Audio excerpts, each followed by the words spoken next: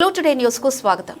ఎరన్పల్లి అప్పాయిపల్లి గ్రామంలో సర్పంచ్ బొడ్రాయి వెంకటప్ప విగ్రహావిష్కరణ కమిటీ అధ్యక్షుడు ఠాకూర్ గోకుల్ సింగ్, ప్రధాన కార్యదర్శి శ్రీనివాస్, కోశాధికారి సంగప్ ఆధ్వర్యంలో అంబేద్కర్ విగ్రహావిష్కరణ చేసిన ముఖ్య వ్యక్త Osmania university arts college principal professor C Kasim Ambedkar గొప్పతనాన్ని, వారి సందేశాన్ని గ్రామస్తులకు క్లుప్తంగా వివరించారు. ఈ కార్యక్రమంలో రేలారే ప్రసాద్ బృందం అంబేద్కర్ సందేశాన్ని ఆటపాటలతో గ్రామస్తులకు వివరించారు. ఈ కార్యక్రమంలో గ్రామస్తులు, నియోజకవర్గ అంబేద్కర్ వాసులు, అభిమానులు భారీ సంఖ్యలో పాల్గొన్నారు. అందరూ ఒక్కసారి ఇక్కడనే మళ్ళీ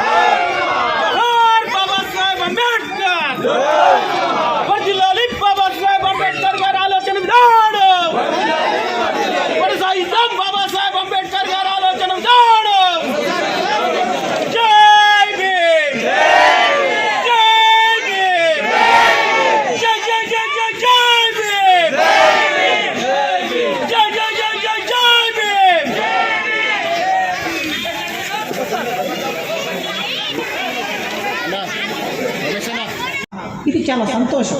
నాకెప్పుడు గుర్తుండేటటువంటి గ్రామం మీ ఊరు అప్పాయిపల్లి.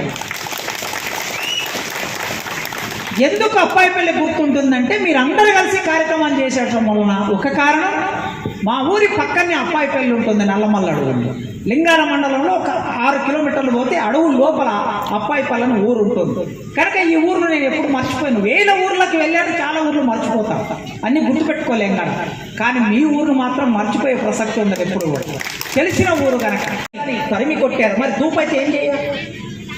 వాళ్ళందరూ నల్ల ఇప్పుకొని నీళ్లు తాగితే ఆ నీళ్ళన్నీ కింద పోతే, కింద ఇట్లా కాలువలాగా పోతూ ఉంటే దూరంగా వెళ్ళి తాగాడు అంబేద్కర్. చేయితో తీసుకుని ఆ నీళ్ళని తాగాడు. అప్పుడు ఆలోచించాడు, ఎందుకు నన్ను ఇట్లా దూరంగా పెడుతున్నారు, ఎందుకు నన్ను ఇట్లా మనిషిలాగా చూస్తలేదు? వాళ్ళకి 2 కళ్ళున్నాయి.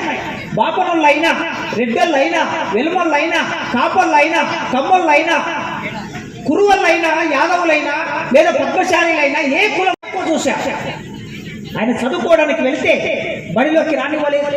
ఆడుకుందామంటే గ్రౌండ్లో అందరూ కలిసి ఆడుకుంటున్నారు. పిల్లలందరూ ఆడుకుంటుంటే అంబేద్కర్ కూడా ఆడుకుందామని వెళ్ళాడు. ఆడుకుందామని ఆయన ఇట్లా వెళ్ళగానే అక్కడున్న పిల్లలందరూ వెళ్ళిపోయేవారు. నిన్ను మేము ముట్టుకోము, నీతో మేము ఆడుకోము అని వెళ్ళిపోతే బాధపడ్డాడు. అందరితో పాటు కలిసి కూర్చున్నామంటే ఇప్పుడు మీరందరూ కుర్చీల మీద కూర్చున్నారు. కానీ అంబేద్కర్ వెళ్ళి క్లాస్ రూమ్ లో కుర్చీల మీద కూర్చునే అవకాశం లేదు, రానివ్వలేదు లోపలికి. అయినా ఓపికతో చదువుకున్నాడు. తర్వాత నీళ్లు తాగమని నల్ల దగ్గరికి వెళ్ళాడు. నల్ల దగ్గరికి వెళ్తే నల్లలో నీళ్లు తాగని కార్యక్రమాన్ని పెట్టుకుంటున్నాడు. శ్రీనివాసు వాళ్ళ బృందం దాదాపు సంవత్సర కాలంగా మా ఊరికి రావాలి అని అడుగుతూ ఉన్నారు. దాదాపు 42 కథలు రాశాడు చమన్ సింగ్ ఆయన పేరు. అయితే అప్పటి వరకు ఆయన చమన్ అని తెలుసు, కానీ చమన్ సింగ్ అనే విషయం నాకు తెలియదు. ఆయన పేరు చమన్. అయితే ఆయన కథలన్నీ చదువుతూ ఉన్నప్పుడు ఒక కథ ఇలా మొదలవుతుంటుంది. మొట్టమొదటి కథనే, వాళ్ళ అమ్మని వాళ్ళ నాన్న రోజు కొట్టేవాడు, విపరీతంగా హింసించేవాడు.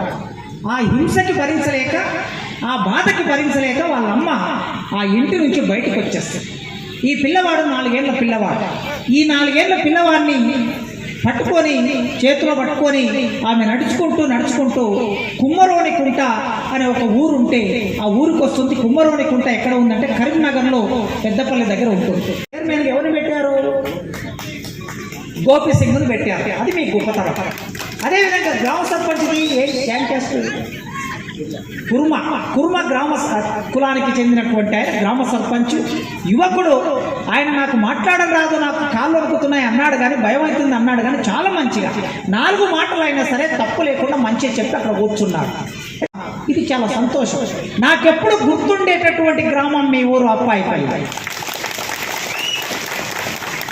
ఎందుకు అప్పాయిపల్లి గుర్తుంటుందంటే మీరు అందరూ కలిసి కార్యక్రమం చేసేటం వలన. ఒక కారణం, మా ఊరి పక్కనే అప్పాయిపల్లి ఉంటుంది, నల్లమల్ల అడవులు. లింగాల మండలంలో ఒక 6 కిలోమీటర్లు పోతే అడవు లోపల అప్పాయిపల్లి అని ఊరు ఉంటుంది. కనుక ఈ ఊరును నేను ఎప్పుడు మర్చిపోయాను. వేల ఊర్లకు వెళ్ళాను, చాలా ఊర్లు మర్చిపోతాం, అన్నీ గుర్తుపెట్టుకోలేం కదా. కానీ మీ ఊరు మాత్రం మర్చిపోయే ప్రసక్తి ఉండదు ఎప్పుడు కూడా, తెలిసిన ఊరు కనుక.